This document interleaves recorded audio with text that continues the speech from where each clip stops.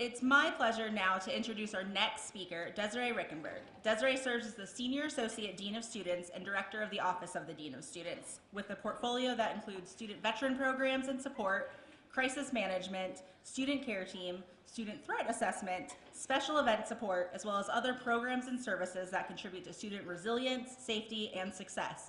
Let's also appreciate her for being on campus Saturday night till the wee hours, making sure our students celebrated that win safely and responsibly with those couches and lighters. So thank you for that. Previously, Desiree held professional roles at Texas A&M University, Northeastern State University in Oklahoma, and University of Nevada at Las Vegas. She has experience supporting college students through many areas, including but not limited to university-wide crisis management, personal and academic success coaching, student conduct, fraternity and sorority life advising, alcohol and other drug programs, student organization risk management, and women's programs and services. Please help me welcome Dean Desiree Reickenberg.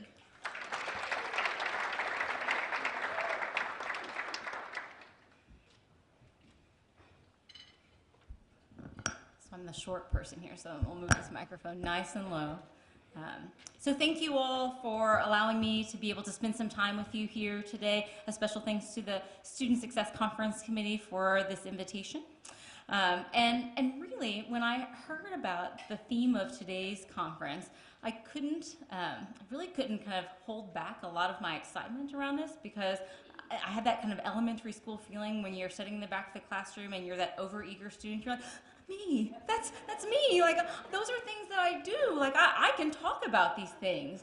And so I did not by any means do the it's me in the back of the classroom whenever I learned about it. That was more internal. But I am thrilled to be able to come and share with you a little bit about what we are doing in the Office of the Dean of Students. And really wanting to be able to talk to you about what we are doing in the Office of the Dean of Students around caring for students and contributing towards what we think is a more full and holistic community and a full and more coordinated culture of care at Carolina.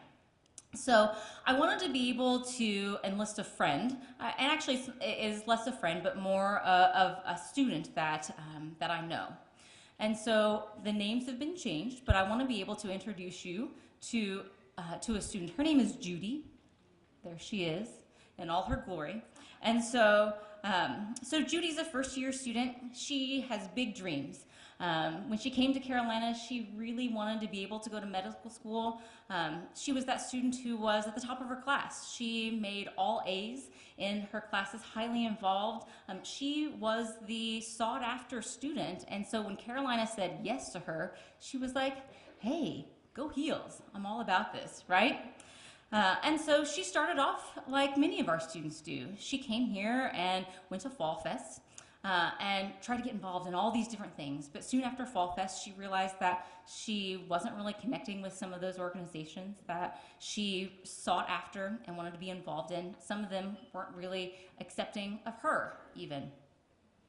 As those first days and weeks went by for Judy, she started going to classes and realizing that this is really hard, that the coursework that she thought just came so easy to her in high school all of a sudden was over her head. She couldn't quite figure out how to study. She couldn't figure out how to retain the information.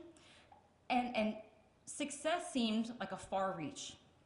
And so after that first round of exams, she got a big wake-up call. That big wake-up call for her was that she got her first B's and C's that she had ever seen before. Didn't know what that was like.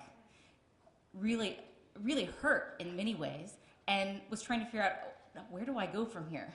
But I can do this. I can figure it out. I'm going to figure out where do I go, and I'm going to make better grades. But then midterms came around, and she took these midterms, she turned in those papers, and she ended up failing 2 of those midterms. And then all of a sudden, this perfect dream that she had of being able to be successful in the course of about 8 or 9 weeks, all of a sudden went to yay, go Heels, to I'm going to fail. She struggled with motivation after those midterms. She started skipping classes every now and then. she went from that eager student who was like, oh, me, to I'm just going to sit in the back and be quiet for a little while. Her attendance was spotty at best in most of her classes. In her residence hall, her roommates started noticing that she wasn't showering quite as often. And Judy herself had made mention to a faculty member that sometimes just getting out of bed was really difficult. And being able to brush her teeth was something that was sometimes optional, depending on how she felt that day.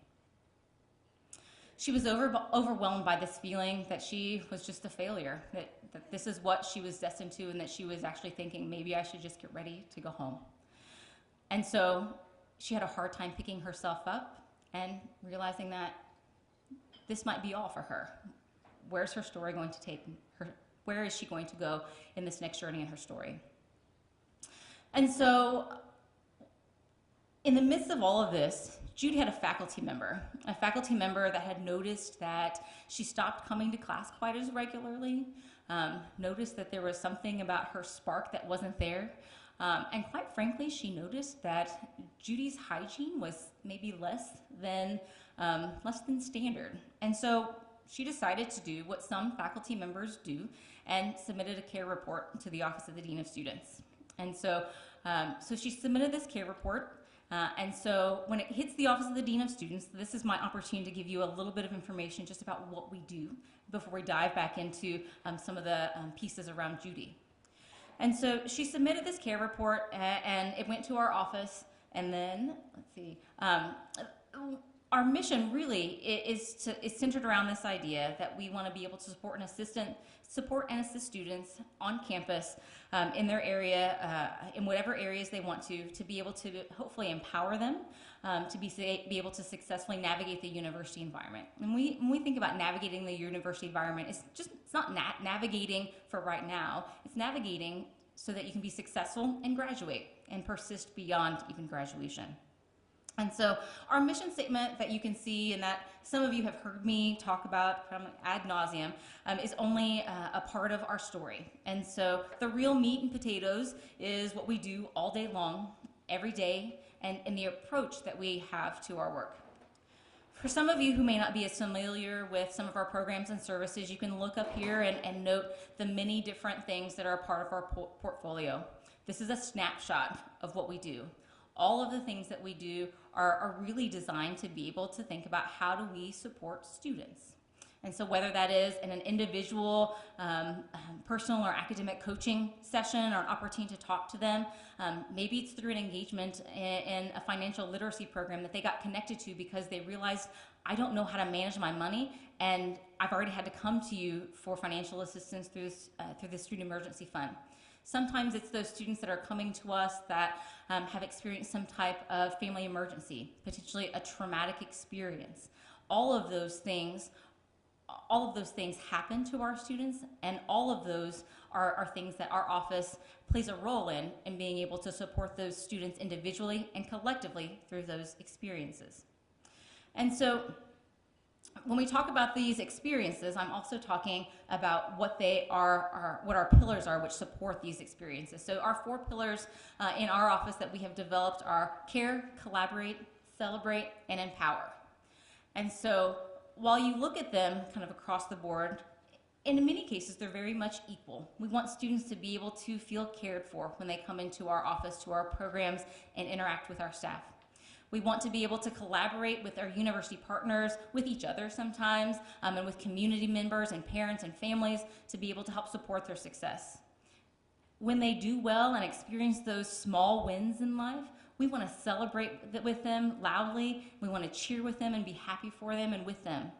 And most of all, we want to be able to empower them, because it's not just about what you do in this moment, it's about how you move forward and how you are able to equip yourself so you can be a more resilient person and student on our campus.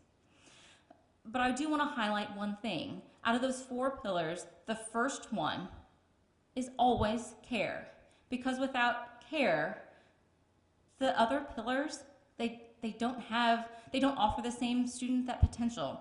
They lose a little bit of potency, if you will, when you think about how they're going to navigate this university environment. So in the Office of the Dean of Students, we view students holistically, much like many of you sitting in this room.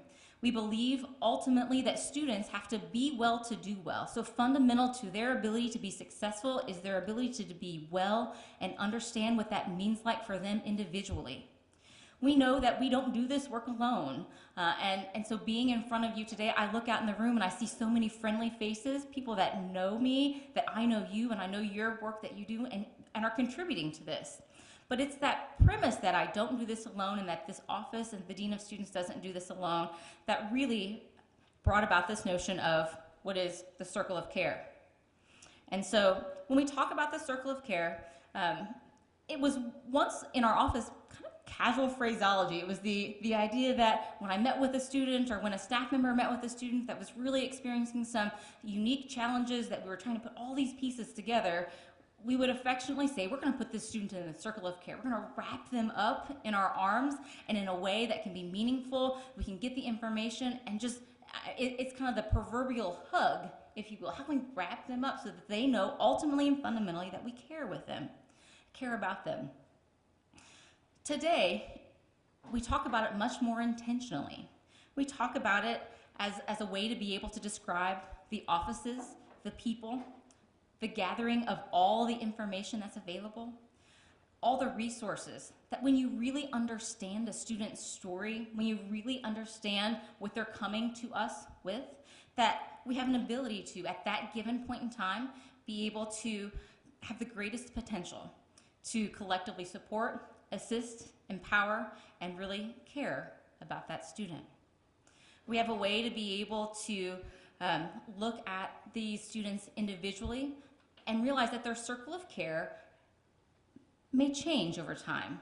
What you need today may not be the same circle of care that you need tomorrow, and what you may need from your first year to your senior year may look very different. But if we start now, we're hoping that students have this idea that, okay, people are helping me create this circle of care, and along the way, I might be able to get to a point where I can actually start putting together my own circle of care.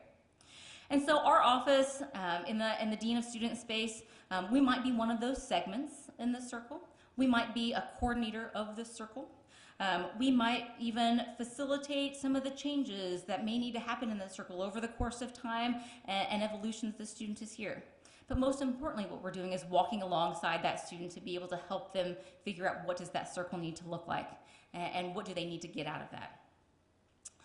As I briefly mentioned, I think that if we pause for a second, I know I can, think about a time in your life that might have been difficult.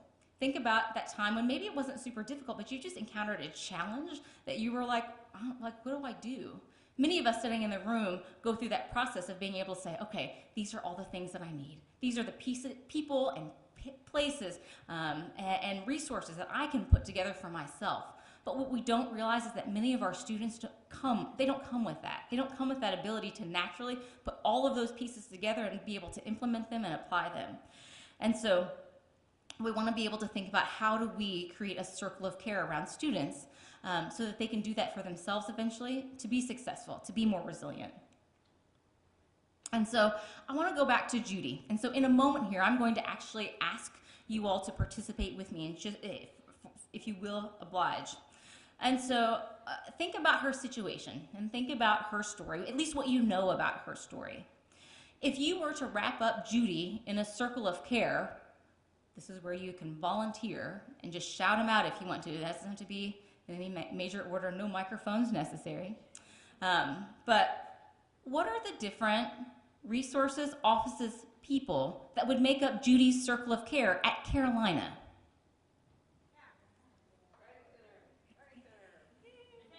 Retention, yeah. Who else?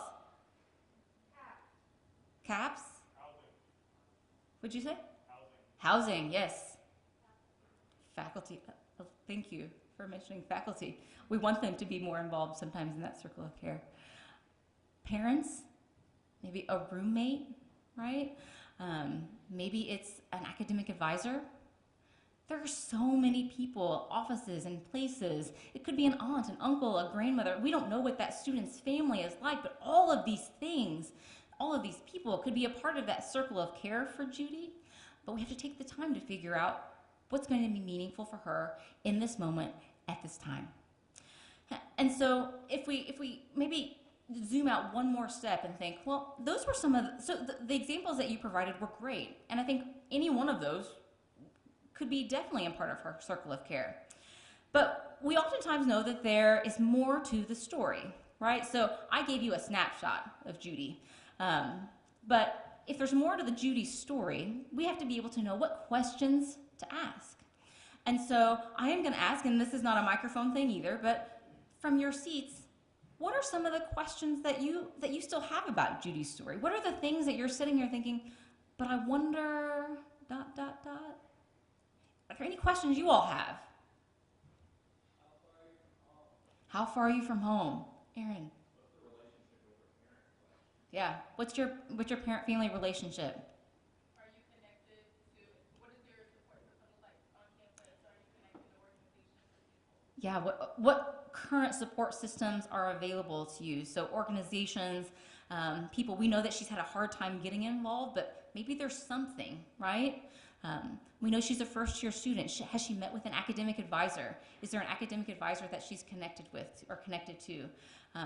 I think about this faculty member that cared enough to send the report. So that faculty member had to at least know enough. So it's like, I wonder what that faculty member might know, right? Can that faculty member give us a little bit more insight into what's going on? And so when we think a little bit about kind of the idea that Judy is this person that has multiple points of information that we need to be able to gather and know and understand. We want to listen to her and understand her. We also want to be able to think about how do we get that information. So sure, I can sit down and have Judy come in and I can talk to her. I can ask the questions and see what she can provide. And so in an informal model, I might pick up the phone. I might pick up the phone and call the faculty member that made the report. I'm probably likely going to do that. I might also maybe reach out to someone in housing and residence life and say, is there something else that's going on there? Maybe academic advising, maybe CAPS, maybe all these different offices. But that takes a lot of time. It takes a lot of resources. And it also relies on me as a fallible human being to think that I'm going to get everything. I'm going to know all the people, I'm going to know all the places, and then not only am I going to do that, I'm going to analyze it and put it together and make up the best plan for you. Me, myself, and I can do it all by myself. And so putting together those puzzle pieces can be really difficult, especially if you're the one sitting in an office trying to do it alone. And so that idea that, I've got this large complex puzzle that is this individual student that has come to me, that has come to the office of the Dean of Students. This person needs help. They want help. And to be able to put this puzzle together, I need help too. I need to be able to find the right people at the right time that are willing to be able to come together and join forces, because we know that there is strength in numbers. We know that two heads are often better than one when we're thinking through complex situations. And so for these types of concerns, that might be impacting multiple people, multiple avenues of a student's life. For those types of situations where our current efforts might seem to be failing, and we just can't quite figure out what's the missing piece. It's those types of situations and those occasions what really led us to being able to think about the idea of what a student care team at UNC might look like. So I come from an institution that had this kind of model put together. And like anybody who has transitioned from one university to the next university, you know that nothing is a plug and play. I can't just pick up what I did before and plug it into somewhere else and say, this is going to work. It's a perfect match. And so it's taken some time to really think about, what does this mean on our campus? Do we need something like this on our campus? And where are the resources, where are the partners, where are the relationships, where are those people that are going to want to come and participate in something like a care team? And so after a number of years and with the support of Student Affairs and with the support of an awesome team in the Office of the Dean of Students, we did it. We put together a care team. So last summer, summer 2000, I guess not last summer, the summer before, summer 2015 was our launch. We pulled together a group of folks, decided we were going to do some intentional training and say, we're going to do this. with the help of, and so this was not just me alone. Again, like I said, our Dean of Student staff really pulled together.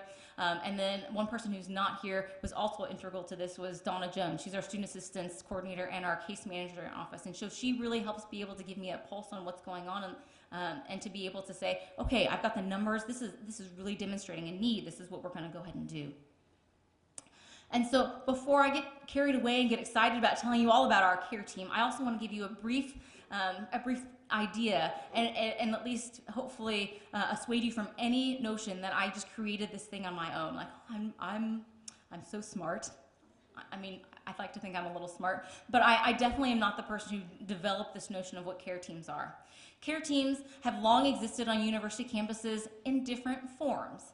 And so when we think about where we are today, 2007 and the shooting at Virginia Tech really was kind of a turning point in being able to say, how are we gonna do this? How do we make shifts on our campus? And so those shifts needed to be made away from this informal model. So away from the time-consuming, let me pick up the calls and call 15 people, and hopefully I got the right 15 people, and hopefully I even know who to call in the offices that can give me the information that I want to know, and is willing to, and they're willing to share that information, quite frankly, with me.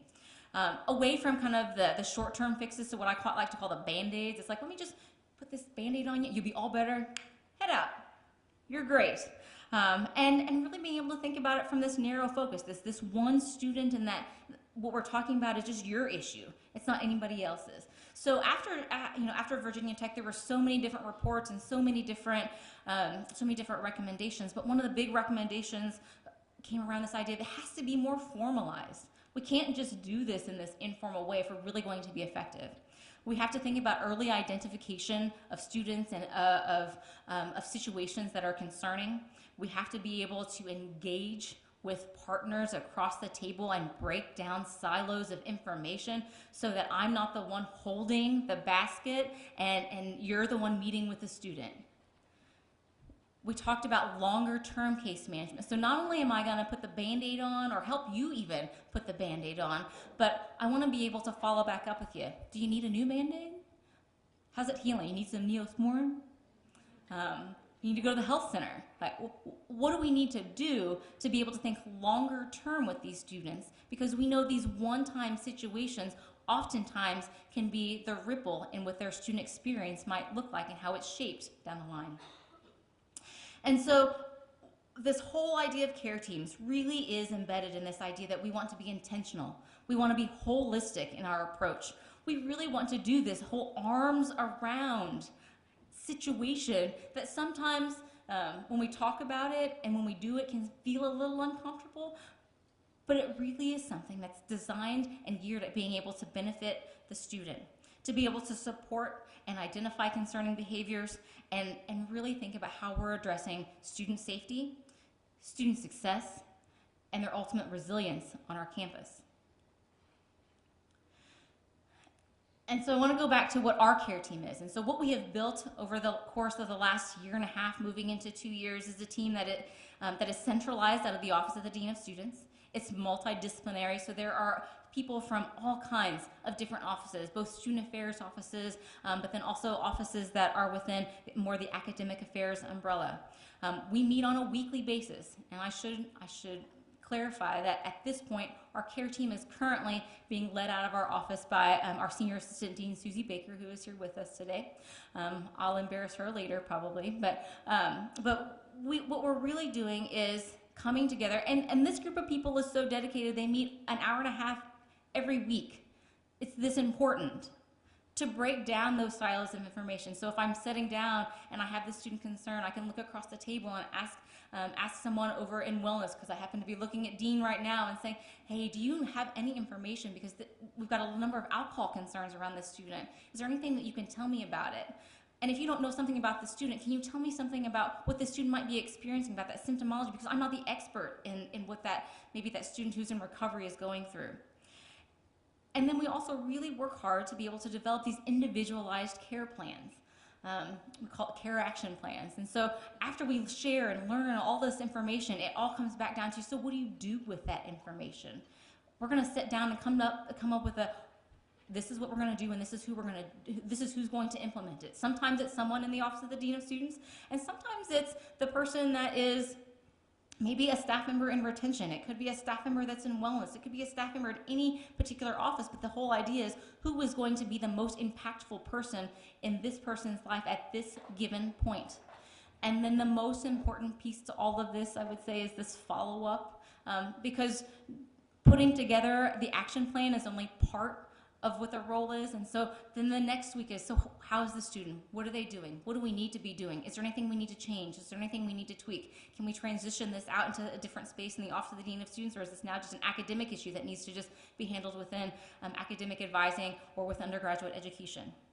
And so I do want to be able to take a moment and emphasize that when we think about our care team isn't a threat assessment team. Our care team really is thinking about how do we care about our students. And so this is the part where when I mentioned I might embarrass Susie a little bit. So some of you don't know people that work in these offices. Some of you don't know the people who are served on the care team. And so I am going to ask, if those individuals, if you sit on the care team currently or have sat on the care team, will you please stand for just a moment?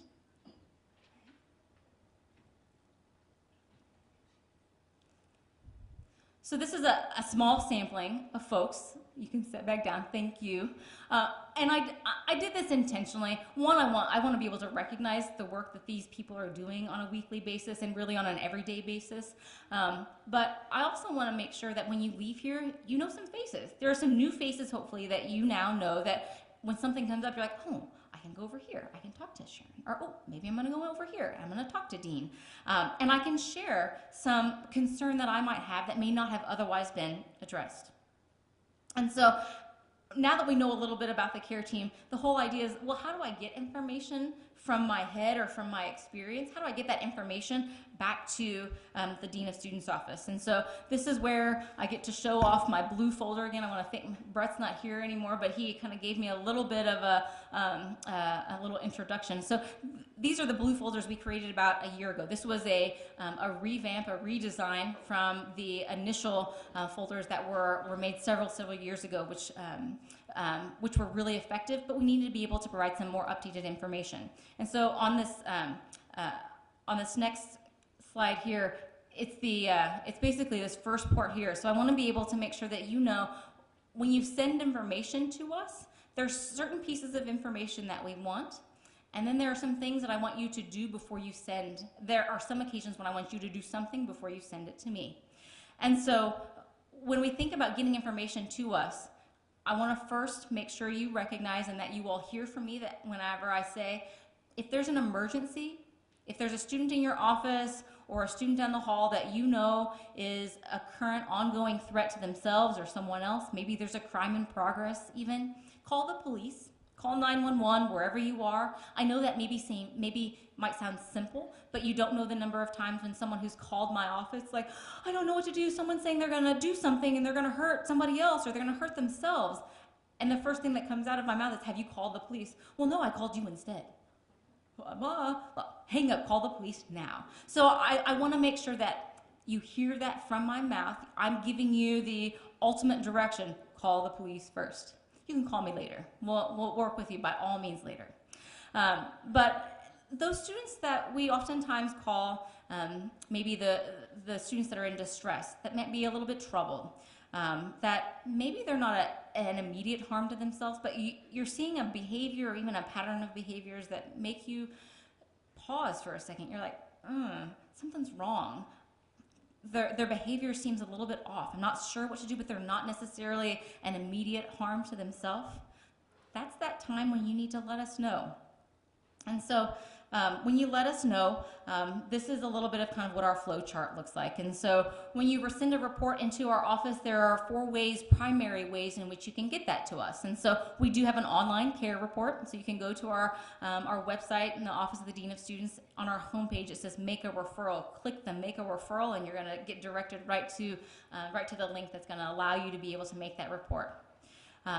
That report gets sent to our office email inbox, and there's a few staff members, including myself, who get those so that we can triage those as quickly as possible during business hours. Keep in mind that there are some things that we can do during business hours, and then there are some things that we won't be able to always attend to if it's outside of business hours. But by all means, if you're not an online report kind of person, pick up the phone, give us a call, send us an email. Any number of our staff members are happy to answer your questions, consult with you, maybe even equip you with some information so that you can work with a student directly to be able to help them and care for them and be able to guide them through a situation. And then there's always the walk-in. I know that oftentimes it's associated with CAPS. It's I just need to get you to counseling, so I'm going to walk you over there. Great. It's the same thing that can happen with our office. Maybe they aren't quite open to going to CAPS right now, but they're open to getting some amount of support, some amount of resource, but they just maybe don't know what those are. Walk them over to our office. Let us know, and we'll be waiting with our arms wide open to receive them. But when that information is received, we really are. We're going to take a lot of time to review the information. We're going to see, do we know anything else about this student? And then triage it to say, what needs to happen right now? We're going to document what we know and then be able to actually think about who needs to be assigned to this case. And so in our office, we think a lot about assignments in terms of both numbers, but we also think about in the occasions that we can, who's the most appropriate person to meet with this individual? So when we think about that, maybe that veteran student, I know a little bit.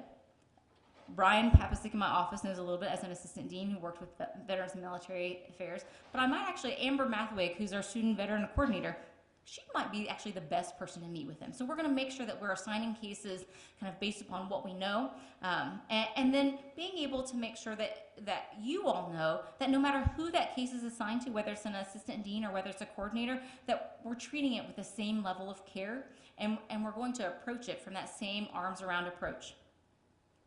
And then that piece around outreach, right? So we get this information, we're going to outreach to probably the reporting party, we're going to outreach to the student. Sometimes that results in what might be action in terms of being able to meet with that student. Sometimes it means that we take it to the care team directly. Sometimes it's both at some point in time. But again, putting together that care action plan and then following up and continuing to follow up for as long as necessary until that student is in a place where we feel like they are equipped to be able to strongly move forward and they know a little bit more about what it means to be wrapped around and to be able to access that circle of care. So these are just some examples of different types of behaviors that you may see or different types of experiences that your students may come to you around. And so these are some of the things that in the Office of the Dean of Students we might work with in terms of those categories, but these are things that the care team works really closely with too. I want to be able to also note that this isn't just about an individual. So it's not just about the one person who comes to us. Oftentimes, this can also be about the situation or the group of students who are impacted by a situation or an event or something that is a trend that's happening. And so we use this team, and we're still working on how we continue to do that, to be able to think about what's going on our campus. We've got people from all these different places. How can we use that to be able to get a better pulse on what our student experience is? So I think about this last summer whenever students were experiencing a range of emotions around some of the nightclub shooting in Orlando. I think about the police shootings and the racial tensions that were going on across the nation and in the world.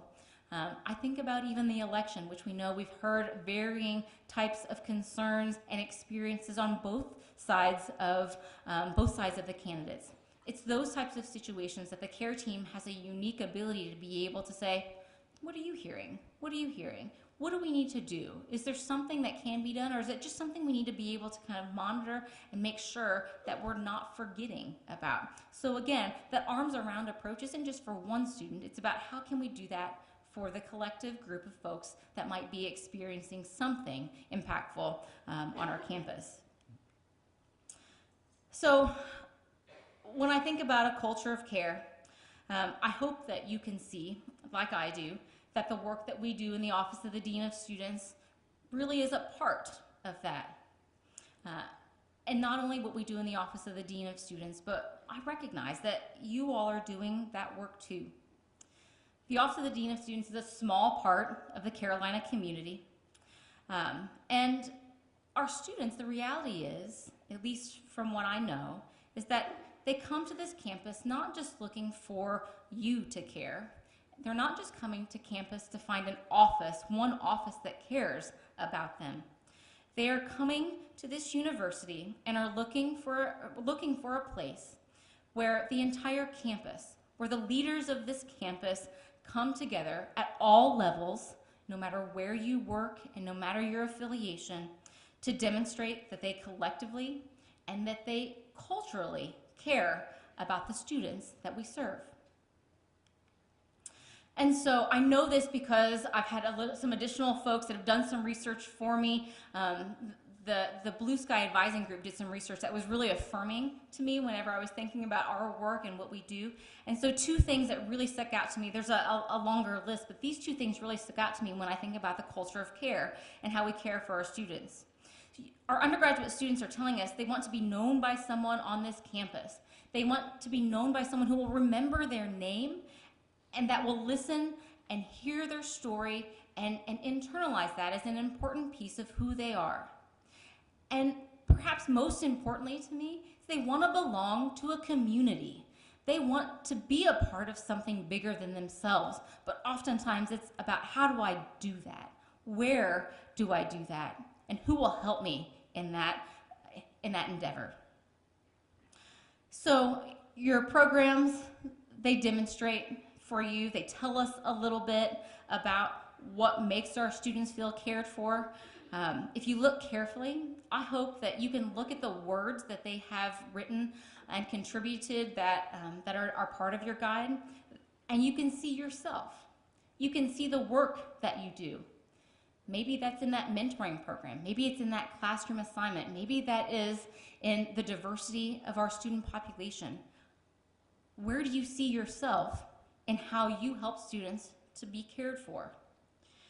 And so for me, being able to come up and be able to talk to you a little bit about what we do is just a small slice of why I was excited to be able to be here.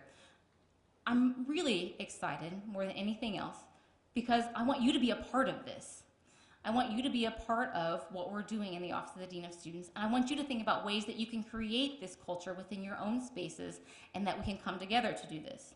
And so there's someone else that is somewhat famous around these parts that talked a little bit about caring for students. And so in his book, The Carolina Way, Leadership Lessons from a Life in Coaching, Dean Smith, fairly well-known person here, he said, he made a simple quote in the context of a larger conversation around leadership lessons. And this was his number one thing. He said that when it comes to being a leader on this campus, the most important thing in good leadership is truly caring. To me, that's powerful. I mean, I can be a manager, I can supervise people, and I can do all these things, but how do I care about them? That is what's really important. And so I want to go back. I want to be able to go back to Judy and be able to think about her one more time. Judy's experience, I'm guessing as you listen to her story, is one that's really familiar.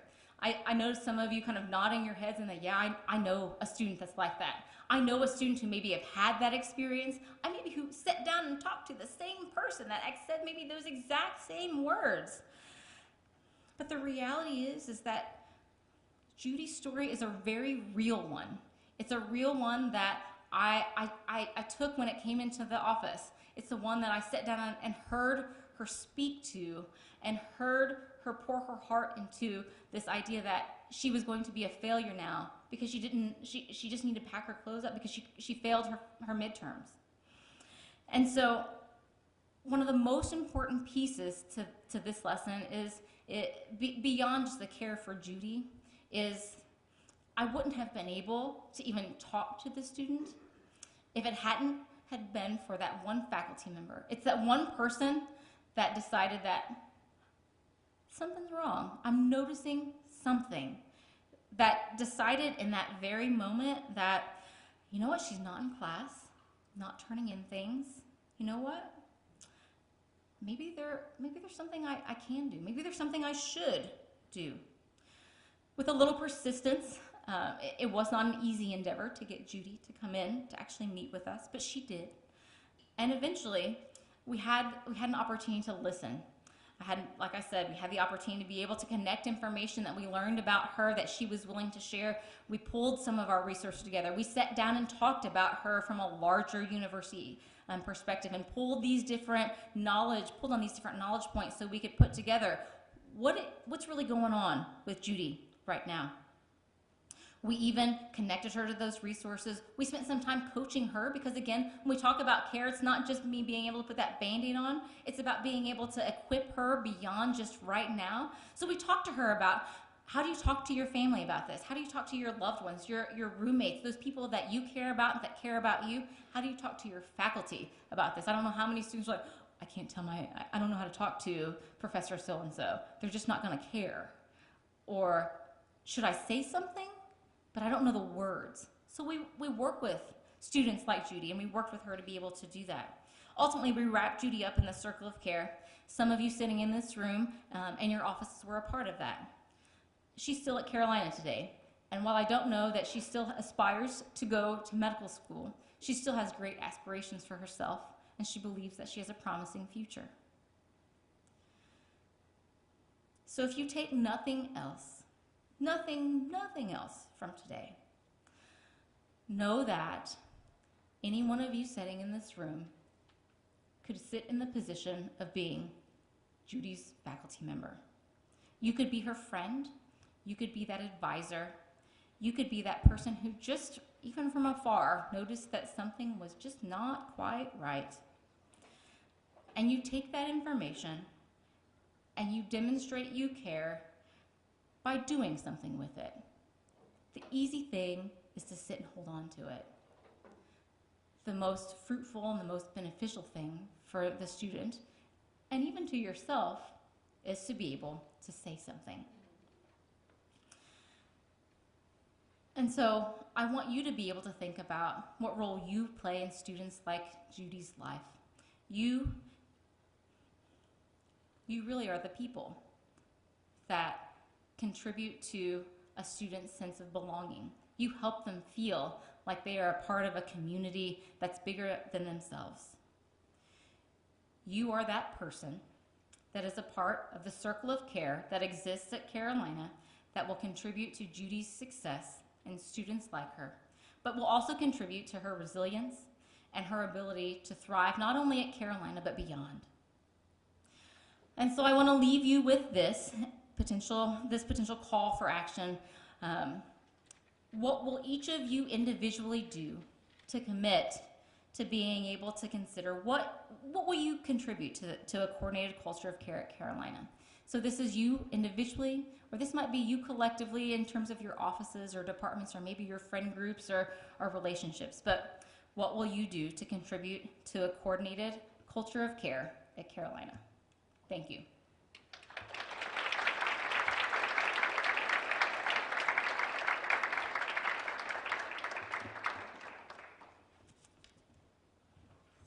Thank you so much, Desiree. And before you sneak off, you do have, thank you for taking the time to share with us all the great works that's already happening. I would now like to invite Sharon Levine, Reem Ahmed, and Ryan Bird to introduce our next collaborative discussion.